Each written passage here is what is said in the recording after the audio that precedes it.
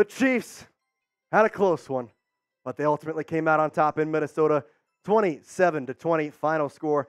My name is Jay Andrews. I appreciate you tuning into the Chiefs Report here as we're talking all about this Chiefs and Vikings games that had twists and turns that we have not seen this season.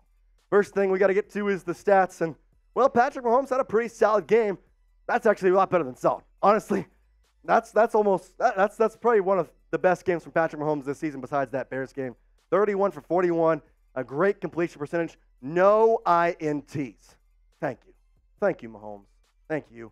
Pacheco with another good game of 16 carries, 56 yards, and a touchdown. Travis Kelce, which we're going to talk about, got injured in the game. He finishes with 10 receptions for 67 yards and a touchdown. And then the other side of the ball, it was Kirk Cousins who really matched Patrick for the most part. 2 touchdowns, 284. Madison, 8 carries for 26 yards. Addison was the leading receiver with Justin Jefferson getting hurt in the later part of that game. But Alexander Madison actually caught the touchdown from Kirk Cousins on a little screen pass. And boy, oh boy, I'll tell you one thing. It was close, but it feels good to get the W. And that's the first thing I want y'all to do today. Spam W in today's comment section because, man, it was close. It was really dang close, and it really shouldn't have been. This offense looked piss poor in the first half. I'm going to be quite honest with you. It didn't look that great. Second half may have been the second best half of offense I've seen all year besides the first half against the Bears just 2 weeks ago. Spam W in today's comment section as, man, it was a hard fought. Spam it. Let's kind of dive into the stats. Specifically, I talked about Patrick Mahomes, but what a game. I mean, ultimately, it's hard to kind of say this was an amazing game because it is Patrick Mahomes, and 300, I think, is where you say, all right, that's an amazing game. But the completion percentage, 31 for 41, have a day. Only 10 incompletions. And the big thing, the biggest thing, 0 interceptions. 0 interceptions. I'm not going to say that's huge, but at the same time, when he had 2 interceptions last week against the Jets, you come here, you play a clean game. That is the best thing you could have asked for from the Chiefs quarterback. And he got it done. Tough conditions as you go on the road, but ultimately you get the dub.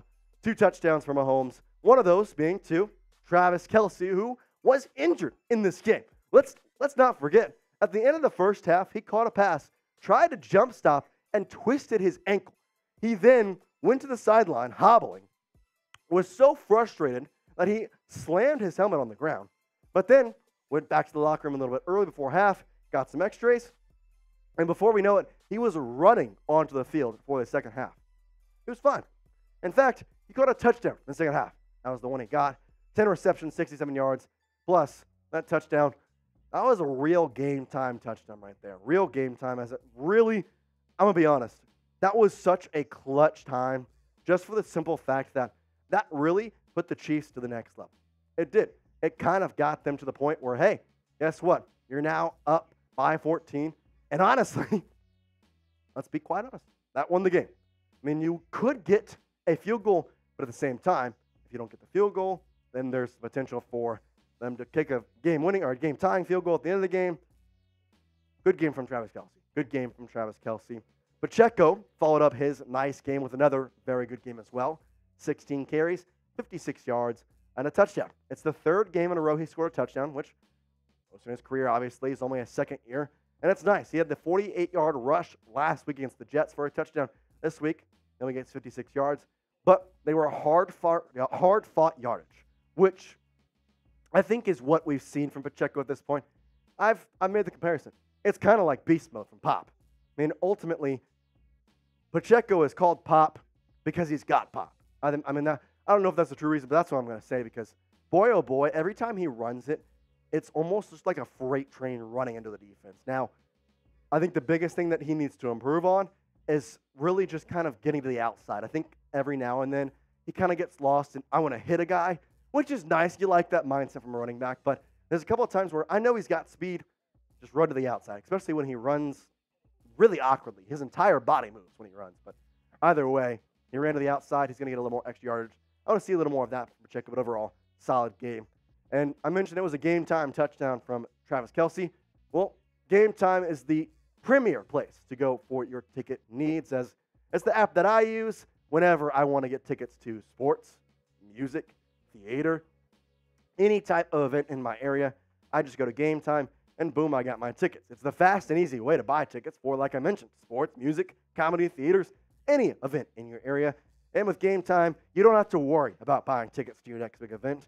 It's going to give you the peace of mind, and with their best price guarantee, Game Time is going to take the guesswork out of buying tickets. Now, I mentioned their app being smooth and easy. Well, here's a look at it. It's really, really simple and not like most of their apps. You can really navigate this with ease, and the best part that I think is really underrated is the pictures they give you. It's not only high-quality pictures, not AI-generated like some other apps, but you're actually getting a 360 view of what exactly you are going to see from your seat. You can see exactly here. You click that photo, you can turn left, you can turn right. You can see exactly what you're going to see when you arrive to your event. And the best part of it all, for Chiefs Report watchers only, we have a special code for $20 off. Use Chiefs Chat for $20 off your first purchase. Take the guesswork out of buying tickets with Game Time. Download the Game Time app, create an account, and use code Chiefs Chat for $20 off your first purchase. Terms apply. Again, create an account and redeem code CHIEFS CHAT Chiefs Chat for $20 off your first purchase. Download the Game Time app today. Last minute tickets at the lowest price guarantee. Okay, let's kind of dive more into the receiving stats with Travis Kelce, Justin Watson, and Rashee Rice being the leading receivers as solid. I mean, overall, we've accepted at this point. This team is a receiver by committee and Travis Kelce. That's what it is. Will the Chiefs make a move at the deadline? I would hope so. Kadarius Toney was the move they made last year. He played, okay today. Rashee Rice had a touchdown, which was nice to see since he didn't really, and I haven't seen him rush to the Lions, but I think the one I want to focus on the most is probably Justin Ross because we finally got to see him. He had 2 receptions for 28 yards, one of those being a 20-yard catch. And did he have 2 drops? Yes. But did he also look good in the more jump pass range? 100%. And I think that's what, and listen, Andy Reid is the best coach in the National Football League at this moment. Bill Belichick is not doing well with the Patriots without Tom Brady. Andy Reid is the best coach. But I think he needs to realize that Justin Ross, can he run routes? 100%. Can he do a lot of things? Yes. But his major skill set is his height and his speed. Give him one-on-ones on the outside and let him go and throw a jump ball. The 2 that he dropped, it was a curl route that hit him in the chest. Should have caught that. That's on him. The other one, a slant route. Again, hit him in the chest. He needs to be better at catching these balls. But it almost seems like he is better when it is a jump ball. I almost compare him, I know he's not the body figure type, but Des Bryant, similar type guy. He almost looked better when you went up and made it a 50-50 ball. I like what I saw from Justin Ross, and I want to see more from it. But I have to ask you is, who was your MVP from today's win? Because there's a lot of names I mentioned. I think it could be Patrick Mahomes. But at the same time, there's an argument for Harrison Butker. Dude played his butt off as well. There's no pun intended there. But he played it well, getting a couple field goals, especially a long one to end the half to go into the half tied. I think that's pretty big. I think that's undervalued. If you go into the half down, I think there's a little more pressure and a little more, I'm not going to say like nervousness, but when you're in that locker room knowing that Travis Kelce's a little banged up, creates the nervousness. But I want you to let me know, who is your MVP from today's 27-20 victory for the Chiefs over the Vikings? Get in the comment section and let me know. This will also be the pinned question. And guess what? Knowing YouTube, you're probably going to have a dumb ad break. You're going to have time. Go down there and comment right now. All right, let's look at the Vikings offense because, I'll be honest, Chiefs defense kept the scoring low, but besides that, rushing was held in check. 329 yards, though. I mean, that's a pretty good amount. It's tough, though, because I'm comparing this Vikings team to what they have played at. But I know that they're a lot better than what they've shown. Like, now they're 1-4, but they really shouldn't be. They really could be a lot better than that. And I think that starts with Kirk Cousins in a way. Because although he has been one of the top 10 quarterbacks in the NFL thus far, I don't know what's going on. They just literally can't get it going. And again, I know that Kirk Cousins has a history of prime time and all that, and he's good in this situation, but not good in this situation. I'm kind of confused. Like, now that the Chiefs are past the Vikings, you get the win, that's what matters. The fact that they're 1-4 is kind of wild. Because you have an offense that has Kirk Cousins, Justin Jefferson, who was hurt in the game, Jordan Addison, who played his absolute butt off today, along with TJ Hawkinson. Yeah, your running back kind of thin with Alexander Madison and Cam Akers, but I just don't get it. Their defense is also decent with Harrison Smith. Makes no sense, but either way, I'm taking the victory, and I'm running with this one. But a big reason why Kirk Cousins had a tough game, well, probably Chris Jones. He was in the backfield a lot. He had 2 tackles, 1 tackle for loss, a sack, and he was on top of Mr. Cousins a dang lot. He was on the top of him and absolutely screwed on that. I don't get it. This man, including one time, now I know they're on the backup center for the Minnesota Vikings, but he ran right past that backup center and just ransacked Kirk Cousins for that 1 sack. He now has 4 sacks, 4.5 rather, as he got a half sack in the Jacksonville game as well. That is a sack in every single game he has appeared in. He broke the record last year for games in a row with a sack. Could it be on the way to doing that again?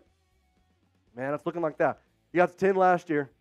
Keep going right now, Chris, and you'll get there as well. Okay, so we're 5 weeks into the season now. There's 18 weeks in this entirety of the season, including the bye. So we're closer to a third. We'll obviously be a full third next week, but who's been the better part of this team so far? I want you to type O for offense or type D for defense. I really think it's defense. I think that's my opinion, but I want you to get in the comment section and let me know. Again, O for offense, D for defense. Let me know what you're thinking because they've both performed well over the past couple weeks, but I will say defense has looked so much better. Okay, it's a short week for the Chiefs. They don't get to rest. They get to go play the Broncos on Thursday Night Football, and, well, the Broncos took a loss today. 31-21, the Jets defeated the Broncos. Zach Wilson didn't look good, but they got the win because, look at that, Breece Hall is an absolute monster who was shut down by this Chiefs defense, which is another reason why I think the Chiefs defense has performed better than the Chiefs offense. That's the opponent you're going to have with Russell Wilson and Sean Payton, who doesn't look like he knows how to coach a freaking football game anymore. Don't know what happened to him. Either way, that's your opponent. You got 3 full days to prepare, and then you play Thursday night. We're going to be live for it, so make sure you are subscribed to the Chiefs Report. We're also going to have videos throughout the entirety of this week. We're going to have a preview put out. We're going to have overreactions. We're going to have a Q&A. We're going to have all you can want on the Chiefs news and rumors as well. Anything that can come out. If we got injury news, if we find out that Travis Kelce actually did get hurt in that game, we're going to let you know. So make sure you're subscribed. Along with, we're going to have another watch party like we did for today's game on Thursday night. And I know with it being on Amazon Prime, you may not be able to watch it, so come join us. We're going to have fun all night long, and on top of which, you're going to be surrounded by Chiefs fans. Really appreciate you watching today's video. Again, final score 27-20. Chiefs get the dub in a very tough atmosphere, but a win is a win. Peace out, Chiefs Kingdom.